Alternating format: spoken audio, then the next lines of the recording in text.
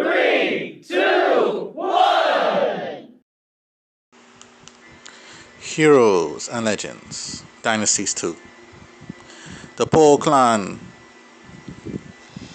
had an armada and also a swarm of space choppers to completely overwhelm the Rishian Holy Knight, the Rishian Mech Knights, and the Mech's forces led by Mithrim.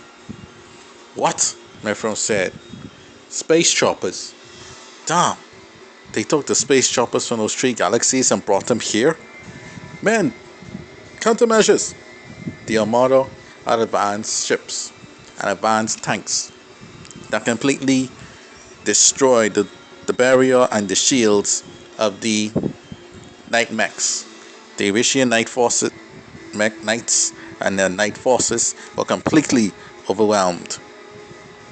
And Mithrim, in the chaos, felt a strong enemy blaster penetrate his side. He was damaged. He had to withdraw. However, smelling destroyed wires and twisted metal, the space choppers made their move. It was the beginning of the end. Mithrim was consumed. He blew himself up as a last-ditch effort of sacrifice. Mithrim was dead. With that, the Rishian Night Mechs were no more. The Pols had begun their defensive carnage. The Mechs, the Clear Company cried out. Their stocks were going down tremendously. If their Mechs destroyed, the Rishians had no choice but to use their conventional army. For this task, the Amalo family were tasked to completely wipe out the Pol and attack a key space base. Demetrius, however, foresaw this attack and turned the base into a death trap and surprised the enemy. The Amalo forces thought they had an easy victory. Very little guards and they were able to take the base. However, suddenly, door barriers were rising from the floor. It separated the forces. Loud alarms were going off. Deadly gas, poison darts, spiked floors, trapdoors, closing walls. It was a massacre. The Amalo family retreated. None of their key leaders were at this battle, but majority of their troops were there. It was a massacre. Those that remained were but a handful. They retreated to report back to Xavier Orlando, who was there nearby. He cursed and couldn't believe it. He had no choice to report the bad news, the unfortunate news, to his mother, still grieving the loss of Xavier, one of their last great and strong warriors. Some time ago, Demetrius had ordered android lookalikes of some of their opponents from the Brother Clan. Sort, the head of the Brother Clan, asked Demetrius what in the world he needed with such things. Demetrius said, "Oh, don't worry, you'll find out one day." Fast forwarding to the ultimate defense of clan space, Demetrius had his plan in motion and was ready for anything. In her sister's stead, Portia's son leads an elite Erishian force to attack Pol's second main planet.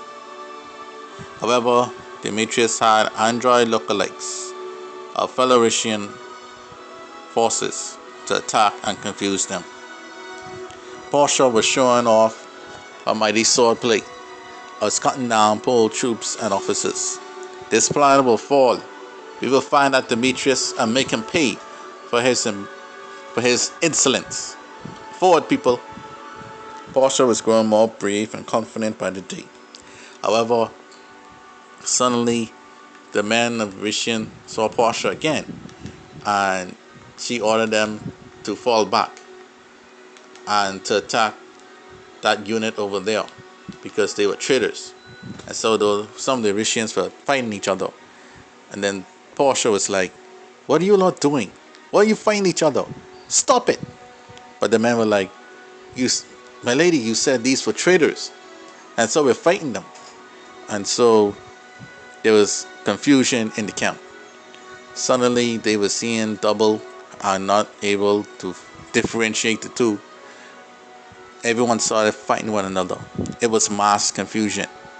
Portia then eventually found the android that looked like her and destroyed it, but the damage was done. Seeing that was mass confusion, she ordered everyone to fall back, to drop their weapons and fall back so they no longer kill one another. She was so embarrassed and ashamed that she had to report to her sister these findings. Demetrius had done it again.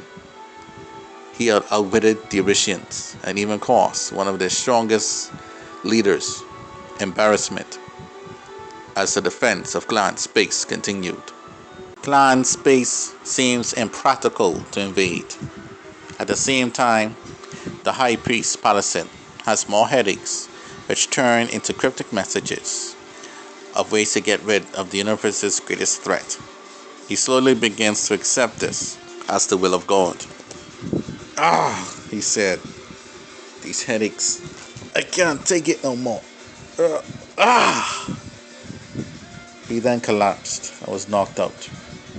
Then he saw a figure in the vision walking towards him, giving him clear directions. Use your power. Reach in to all the Erysians in the universe. Once this war is over, you must get rid of them. They're full of evil, and their queen is a wolf in sheep's clothing. A secret evil not even the holy Emperor Damien could see. He was blinded by love for Catherine.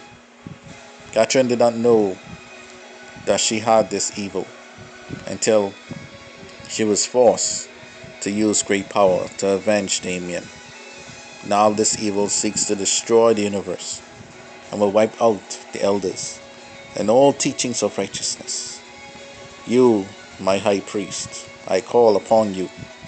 You must fulfill my will and get rid of the Erysians. I will give you the power to do so.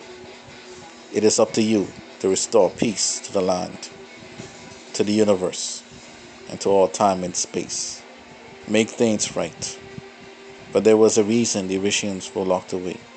They were never meant to be free, but now they are. Now that mistake must be corrected. You know what you must do. Palacin woke up. Suddenly, all the headaches, the pain, the frustration he was feeling for months had disappeared. He thought this was a sign. Yes, my Lord, my God. Yes, I feel it. The truth, what I must do. I know the people to call in order to get this done. The plot thickens.